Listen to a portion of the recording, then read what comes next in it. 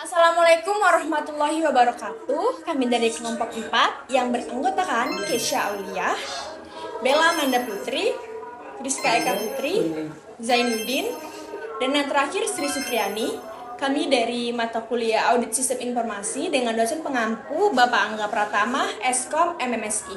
Pada video kali ini kami akan memberikan penjelasan tentang ringkasan materi dari pertemuan pertama sampai dengan pertemuan terakhir. Langsung saja ke pemaparan materinya. Terima kasih. Assalamualaikum warahmatullahi wabarakatuh. Perkenalkan, nama saya Zainuddin dengan NIM 2101893. Di sini saya akan menjelaskan modul pertemuan 1 tentang pengertian audit sistem informasi. Audit sistem informasi adalah sebuah proses yang sistematik dalam pengumpulan dan mengevaluasi bukti-bukti untuk menentukan bahwa sebuah sistem informasi yang digunakan oleh organisasi telah dapat mencapai tujuannya. Pentingnya audit sistem audit sistem informasi merupakan hal yang penting bagi sebuah organisasi untuk dapat menghindari kerugian, kehilangan data, kerugian karena penyalahgunaan komputer, nilai hardware, software, dan personil sistem informasi, pemeliharaan kerahasiaan informasi. Tujuan audit ada 4. Yang pertama, perlindungan aset. Yang kedua, integritas data. Yang ketiga, efektivitas sistem. Yang keempat, efisiensi sistem. Aspek audit. Jika melihat tujuan audit sistem informasi pada bagian sebelumnya, maka terdapat 2 aspek, yaitu conformance dan performance. Audit SI dimaksud untuk memberi informasi kepada manajemen puncak agar manajemen mempunyai a clear assessment terhadap sistem informasi yang diimplementasikan pada organisasi tersebut. Metodologi audit. Dalam pelaksanaan audit, auditor TI mengumpulkan bukti-bukti yang memadai melalui berbagai teknik termasuk survei, wawancara, observasi, dan review dokumentasi. Tahapan audit, yang pertama perencanaan, yang kedua pemeriksaan lapangan, yang ketiga pelaporan, yang keempat tindak lanjut flow, dan yang diaudit adalah manajemen, IT manager, user, dan IT spesialis. Yang melakukan audit adalah internal audit atau first party audit. Yang kedua, lembaga independen di luar organisasi. Saya Sri Sutriani akan membacakan slide standar audit sistem informasi. Standar profesional. Standar profesional adalah batasan kemampuan atau knowledge, technical, skill, and professional attitude minimal yang harus dikuasai oleh seseorang individu untuk dapat melakukan kegiatan profesionalnya pada masyarakat secara mandiri yang aturan-aturannya dibuat oleh organisasi profesi yang bersangkutan. IT audit standar yaitu ada ISAKA, IIA, IISII, BI atau BPPT.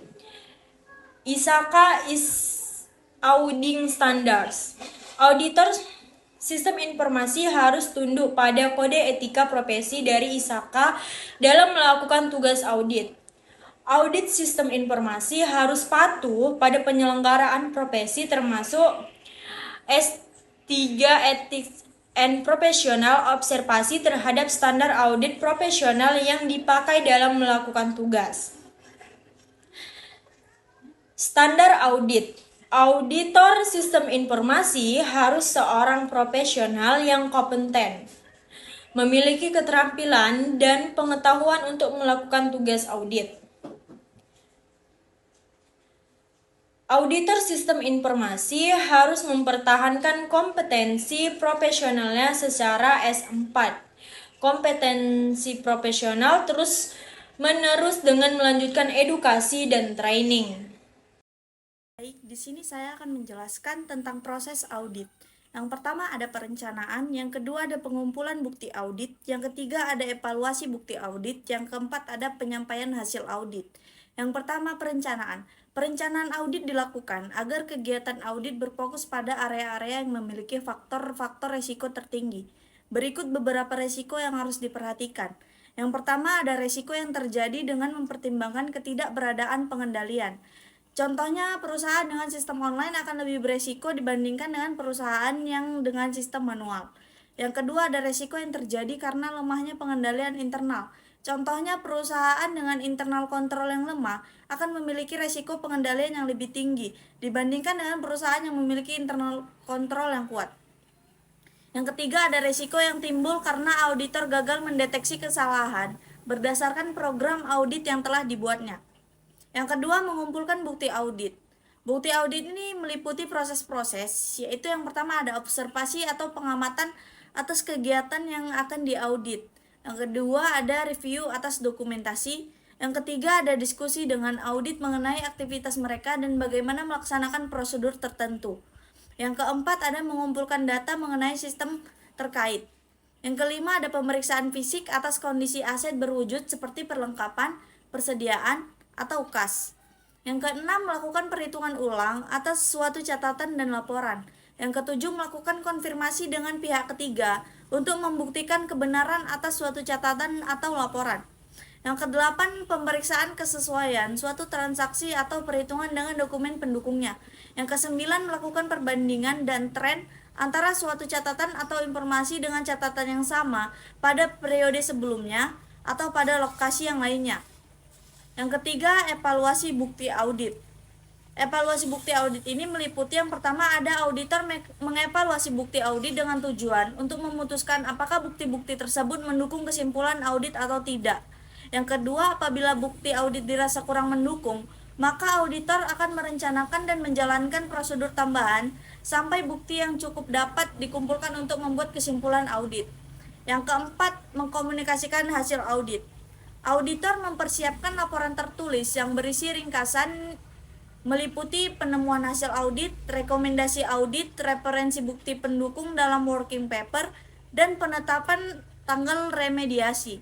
Kemudian laporan hasil audit itu disajikan kepada manajemen, komite audit, pihak lain yang terkait. Audit selanjutnya memastikan bahwa rekomendasi telah diimplementasikan. Pembahasan selanjutnya tentang audit sistem informasi. Audit sistem informasi ini bertujuan untuk meninjau dan mengevaluasi pengendalian internal yang melindungi sistem tersebut. Sistem audit informasi ini memastikan bahwa terdapat informasi security atas perlengkapan komputer, program, komunikasi, dan data dari akses yang tidak sah atau sudah dimodifikasi dan sudah rusak. Kemudian, pengembangan dan perolehan program dilaksanakan sesuai dengan otorisasi pihak yang berwenang. Seluruh kegiatan yang sudah dimodifikasi, yang telah diuji dan dianalisa, kemudian disetujui oleh pihak manajemen. Pemrosesan transaksi, file, laporan, dan catatan komputer lainnya telah akurat dan lengkap.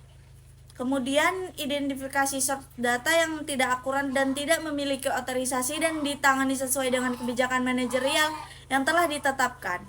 File data komputer telah akurat yang dijaga kerahasiaannya.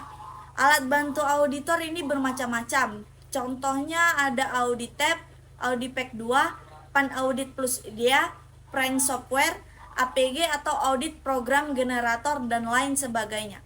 Kesimpulannya di sini, auditor sistem informasi atau teknik informatika juga dapat menggunakan perangkat lunak yang sama seperti staf pemrograman atau alat tambahan yang digunakan oleh auditor. Misalnya dalam testing aplikasi menggunakan Power Mapper, Project Analyzer, dan Test Complete. Dalam hal ini, auditor dapat memilih software yang cocok dan dapat diterapkan dalam tugas audit yang bersangkutan. Baik, di sini saya akan menjelaskan konsep dasar audit sistem informasi, yaitu auditing. Auditing adalah sebuah proses sistematis untuk secara objektif mendapatkan dan mengevaluasi bukti mengenai pernyataan perihal tindakan dan transaksi bernilai ekonomi untuk memastikan tingkat kesesuaian antara pernyataan tersebut dengan kriteria yang telah ditetapkan, serta mengkomunikasikan hasil-hasilnya pada para pemakai yang berkepentingan. Adapun standar-standar audit internal. Yang pertama yaitu melakukan tinjauan atas keandalan dan integritas informasi operasional dan keuangan, serta bagaimana hal tersebut didefinisikan, diukur, diklasifikasi, dan dilaporkan. Yang kedua yaitu menetapkan apakah sistem telah didesain untuk sesuai dengan kebijakan operasional dan pelaporan, perencanaan, prosedur hukum, dan peraturan yang berlaku. Adapun jenis-jenis kegiatan audit internal, terdapat 3 jenis audit yang biasanya dilakukan, yaitu yang pertama audit keuangan, audit sistem informasi, dan yang ketiga yaitu audit operasional atau manajemen. Saya Bella Amanda Putri akan membacakan slide penggolongan audit sistem informasi. Penggolongan audit sistem informasi yang pertama ada audit SI dalam rangka audit laporan keuangan yang memiliki tujuan untuk menilai apakah laporan keuangan yang dihasilkan oleh sistem informasi akuntansi tersebut sesuai atau tidak dengan standar akuntansi keuangan. Yang kedua, audit sistem informasi sebagai kegiatan TI. Tujuan dari audit ini yaitu adalah untuk menilai apakah pengelolaan sistem informasi pada suatu organisasi berjalan secara efektif, efisien, dan ekonomis. Selanjutnya yaitu ada persamaan audit konvensional dengan audit sistem informasi yang ditinjau melalui definisinya. Jadi definisinya yaitu merupakan persamaannya proses pengumpulan dan penilaian bukti guna menentukan dan melaporkan kesesuaian bukti dengan kriterianya. Auditornya termasuk ke internal auditor, external auditor, atau pemeriksa khusus, yaitu antara campuran antara intern dan extern.